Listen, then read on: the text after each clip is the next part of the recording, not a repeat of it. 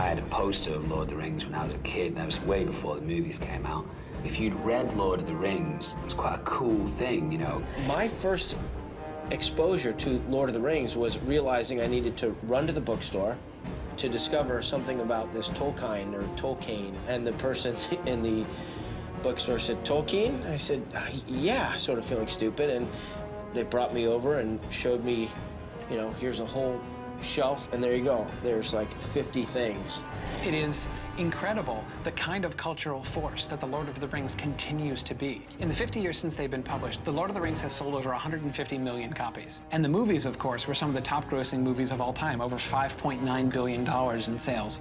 I'm a pretty big Lord of the Rings fan. I don't dress up like any of the characters, but just short of that, I love Tolkien, and always have. It's the greatest fantasy thing ever.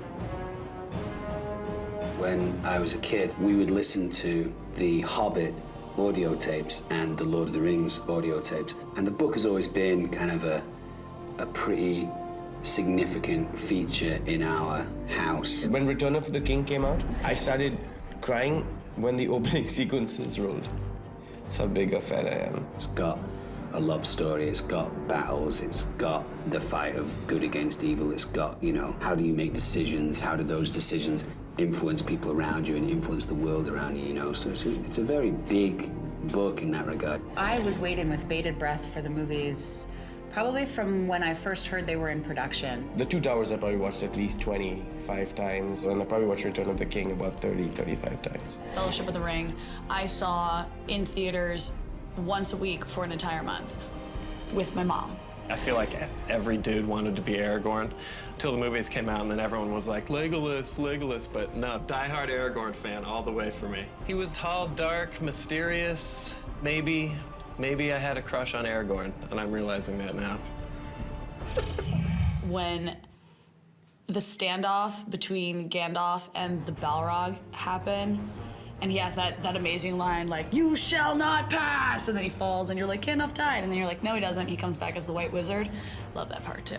As much as it is about adventure and fighting and wars and everything else, ultimately what he was writing was about how precious it is to have. Precious is probably the wrong word to use.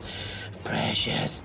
So I ordered from Skyball the replica of the ring, and I wore it on a necklace for about a year. That was an interesting year of my life. If you love Tolkien or Peter Jackson's movies, Lord of the Rings, The Hobbit, War in the North is just a fantastic opportunity to get to explore more of Middle-earth. It does such a good job of staying true to this world, to these characters. Within the story, we developed different personalities, and we were very conscious of trying to come up with personalities that would complement each other. And once again, that authenticity is very important. We won't be going back that way, I'm thinking. The look and feel of a game for me is a deal breaker. If the environments don't feel immersive and look great, then I get really annoyed. And I have to say that the look and feel of War in the North is beautiful. There's such an array of places where they travel to. It gives you the opportunity to see environments and explore places, things which are just names in the books. Like Fornost, for instance, the ruined city of the Dunedain.